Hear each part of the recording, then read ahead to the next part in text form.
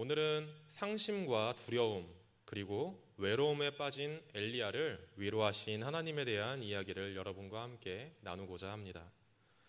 그 이야기를 하기 전에 앞서서 열왕기상 18장에서는 엘리야와 450명의 바알 선지자들의 목숨을 건 사투가 있었습니다. 엘리야는 하나님을 섬길지 바알을 섬길지 여전히 머뭇거리고 있는 백성들 앞에서 여호와를 섬기는 나와 바알을 섬기는 저들과의 전투를 보고 누가 진짜 신인지 이 자리에서 결정하라 선포하였습니다. 그리고 그 결과는 여러분과 제가 모두가 알고 있다시피 엘리야의 완전한 승리였습니다. 바알 신을 섬기는 선지자들은 하루 종일 뛰며 제사를 지냈지만 아무런 기적도 일어나지 않았습니다. 그러나 엘리야가 하나님께 기도를 드리자 어떤 일이 발생하였을까요? 하늘에서 불이 떨어져 내리는 기적을 보게 됩니다. 이 사건을 통해서 엘리야는 하나님이 진정한 여호와이심을, 여호와가 진정한 하나님이심을 증명해낸 것입니다. 이러한 사건을 통해 엘리야는 기대하는 바가 있었습니다. 그것은 하나님과 바알 사이에서 머뭇거리던 백성들이 회개하고 다시 하나님께로 돌아올 것과 아합과 이세벨이 더 이상 자신을 위협하지 않을 것을 기대했습니다. 그러나 엘리야의 뜻과는 다르게 일이 해결되지 않았던 것이었습니다. 당시 상황을 함께 보도록 하겠습니다. 19장 1절에서부터 2절까지입니다. 아합이 엘리야가 행한 모든 일과 그가 어떻게 모든 선지자를 칼로 죽였는지를 이세벨에게 말하니 이세벨이 사신을 엘리야에게 보내어 이르되 내가 내일 이맘때쯤에는 반드시 내 생명을 저 사람들 중 한 사람의 생명과 같게 하리라. 그렇지 아니하면 신들이 내게 벌 위에 벌을 내림이 마땅하니라 한지라. 아합이 엘리야가 바알 숭배자들을 죽인 일을 이세벨에게 전하였습니다. 이세벨이 누구냐면은 그녀는 본래 바알을 섬기는 시돈 왕의 딸로 무섭고도 악한 사람이었죠. 많은 하나님의 선지자들을 죽인 것도 바로 이세벨 이 사람이었습니다. 그녀는 엘리야를 통해 하나님의 크신 능력이 나타났음을 듣고도 하나님을 두려워하지 않았고 회개하고자 하지도 않았습니다. 되려 그녀는 자신의 모든 권력을 동원하여서 엘리야를 죽이려 하였습니다. 이렇게 엘리야는 자신이 기대했던 것, 백성들이 하나님께로 돌아오는 것은 고사하고 왕비 이세벨에게 쫓김을 당하게 되는 상황에 처한 것입니다. 만약 여러분이 엘리야였다면 어떨 것 같으신가요? 분명하고도 크신 하나님의 능력을 경험했으나 그 이후로도 나의 생각과는 다르게, 나의 기대와는 다르게 상황이 전혀 나아지지 않음을 느끼게 되었을 때 우리는 어떤 행동을 취할 수 있을까요? 아무리 강한 믿음을 가지고 있더라도 대부분의 사람들은 상심에 빠지게 될 것입니다. 그리고 오늘 엘리야도 마찬가지의 상황이었던 것이죠. 4절을 함께 보겠습니다. 자기 자신은 광야로 들어가 하룻길쯤 가서 한 로뎀나무 아래에 앉아서 자기가 죽기를 원하여 이르되 여호와여 넉넉하오니 지금 내 생명을 거두시옵소서. 나는 내 조상들보다 낫지 못하나이다 하고. 엘리야는 분명 하나님의 크신 능력과 기적을 체험하였습니다. 그렇기에 엘리야는 누구보다 하나님의 능력 있으심을 잘 알고 있었습니다. 그러나 그 크신 하나님의 기적 앞에서도 하나님을 두려워하지 않는 이세벨과 더욱 험난해진 자신의 형편을 보고 앞으로 더 나아질 것이라는 희망을 상실하게 된 것입니다. 열왕기상 19장 10절을 보면은 4절에서 그가 주저앉아 스스로 죽기를 바라는 원인 3가지를 알 수가 있습니다. 10절입니다. 제가 읽겠습니다. 그가 대답하되 내가 만군의 하나님 여호와께 열심히 유별하오니 이는 이스라엘 자손이 주의 언약을 버리고 주의 제단을 헐며 칼로 주의 선지자들을 죽였음이오며 오직 나만 남았거늘 그들이 내 생명을 찾아 빼앗으려 하나이다. 첫째로는 하나님께서 능력을 보이셨음에도 돌아오지 않는 이스라엘 백성들로 인해 깊은 상심의 마음이 들어왔던 것입니다. 그리고 둘째로는 하나님을 두려워하지 않고 더욱 자신을 죽이려고 달려드는 이세벨에게 두려운 마음이 들어왔습니다. 그리고 마지막으로는 자신을 제외한 선지자들이 다 죽었음에 혼자 남았다는 외로움이 들어왔던 것입니다. 이러한 엘리야를 하나님께서 세 가지의 방법으로 위로하셨는데 우리는 오늘 말씀을 통하여 그러한 하나님의 위로하심을 보고 경험하시기를 소망합니다. 하나님의 위로하심 첫 번째, 상심에 빠진 엘리야에게 하나님은 어루만지심으로 위로하셨습니다. 5절을 함께 보겠습니다. 로뎀나무 아래에 누워 자더니 천사가 그를 어루만지며 그에게 이르되 일어나서 먹으라 하는지라. 아멘. 하나님께서는 천사를 보내셔서 가장 먼저 하신 것은 그를 어루만지신 것이었습니다. 여러분, 혹시 체념증후군이라고 들어보신 적이 있을까요? 체념증후군. 이것은 질병인데요. 이 질병은 스웨덴에서 발견된 특이한 질병이며 스웨덴에서만 발생하는 고유 질병, 고유 장애라고 합니다. 우리나라에도 고유 질병이 있는데요. 화병이라는 것이 있습니다. 이것을 다른 나라 말로 번역을 할 수도 없고 다른 나라 사람들은 모르는 병이지만 분명히 이를 겪고 있는 사람들이 있듯이 스웨덴에서도 그런 질병을 겪고 있는 사람들이 있었습니다. 스웨덴에는 여러 나라로부터 온 난민들이 많았는데요. 그런 난민들 중에 어린아이들에게서 이러한 질병이 발병했다고 합니다. 이 질병에 걸리게 되면 심각한 무기력증에 시달리다가 결국 혼이 빠져나간 것처럼 누워만 있고 숨만 쉬는 상태로 접어들게 된다고 합니다. 그 상태로 몇 개월, 또 길게는 몇 년 동안 잠만 자게 된 아이들이 점점 늘어났습니다. 이들의 공통점은 본토에서 큰 트라우마가 있었고 스웨덴으로 와서 가족들과 함께 있을 것이라 생각했지만 영주권 문제 때문에 가족마저 와야 될 상황에 처한 아이들이었다고 합니다. 그런데 이 질병에 걸리는 이유 중 이러한 다른 이유보다 가장 컸던 원인은 부모의 능력이 이러한 문제를 해결할 수 없을 거라는 좌절감 때문이었다고 합니다.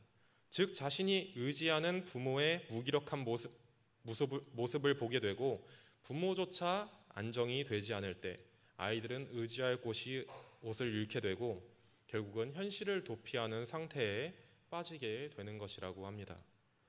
이 질병을 치료하기 위해서 많은 의사들이 함께 모여서 여러 가지 시도를 했는데 우울증을 치료하는 약이 효과가 있을까 하여서 그 약을 투여를 했지만 효과가 없었다고 합니다.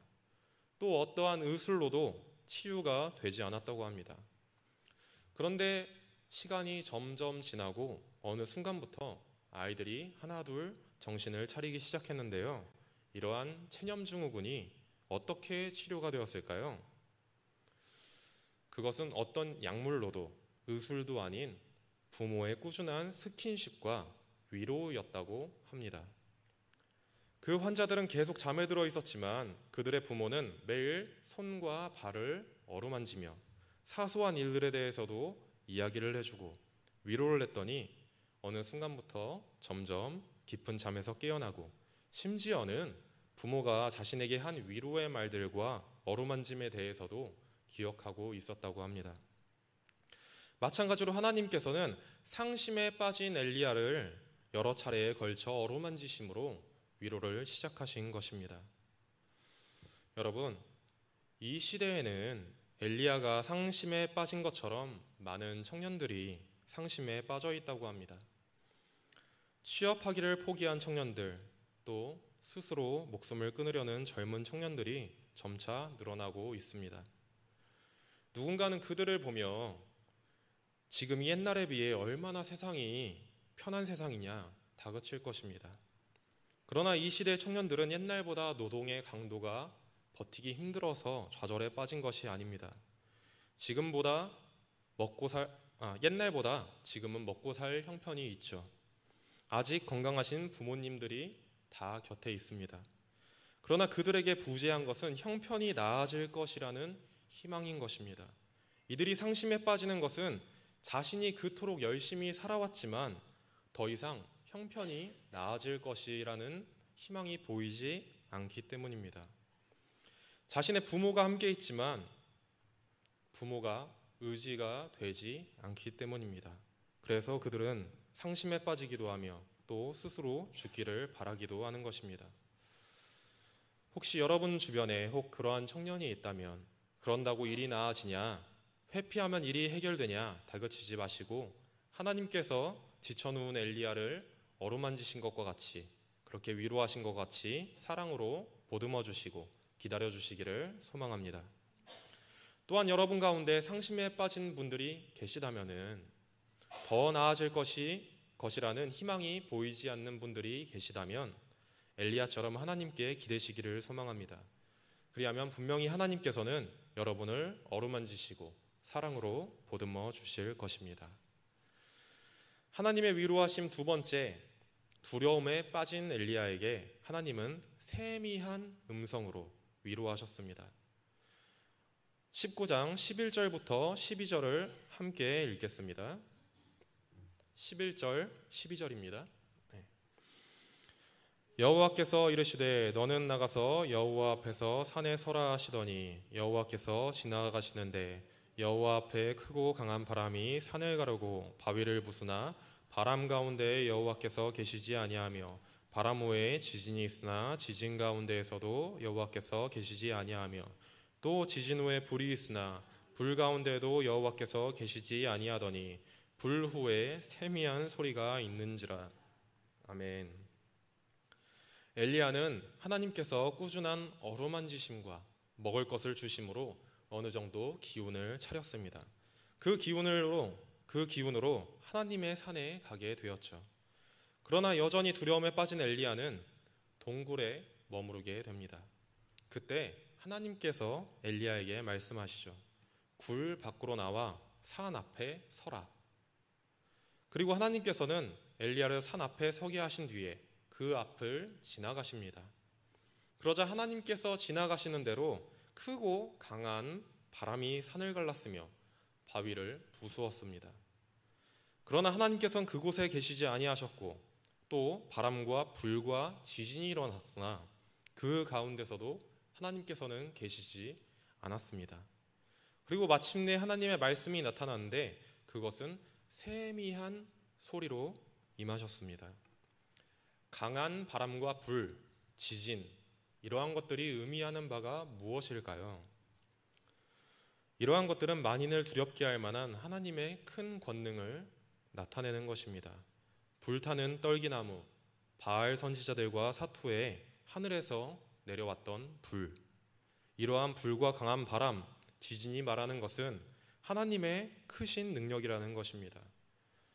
우리가 하나님을 보통 떠올리면은 이러한 뜨거움, 강한 기적을 연상시키는 분들이 많으실 것입니다.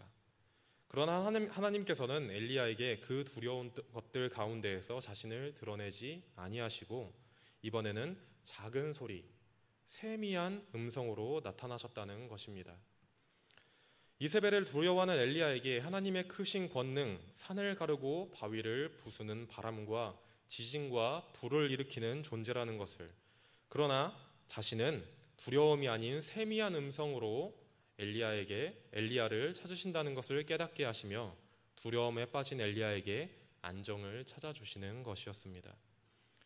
사랑하는 성도 여러분, 하나님께서는 분명 그 어떤 누구보다 큰 권능을 가지고 계신 분이십니다. 그 어떤 누구도 견질 수가 없는 힘을 가지신 분이십니다.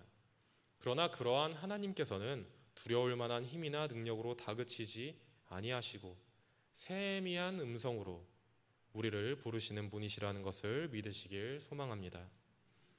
또한 우리가 하나님의 크신 능력을 바라며 하나님의 놀라운 기적을 바라지만 불과 같은 하나님의 능력, 지진과 같은 하나님의 능력을 바라지만 때로는 조용한 가운데 세미한 음성으로 여러분을 찾으시는 분이시니 하나님의 세미한 음성에 귀를 기울이시는 성도님들이 되시기를 축복합니다. 그렇다면 하나님께서 엘리야에게 세미한 음성으로 부르셨을 때 엘리야는 마음을 다잡고 일어났을까요?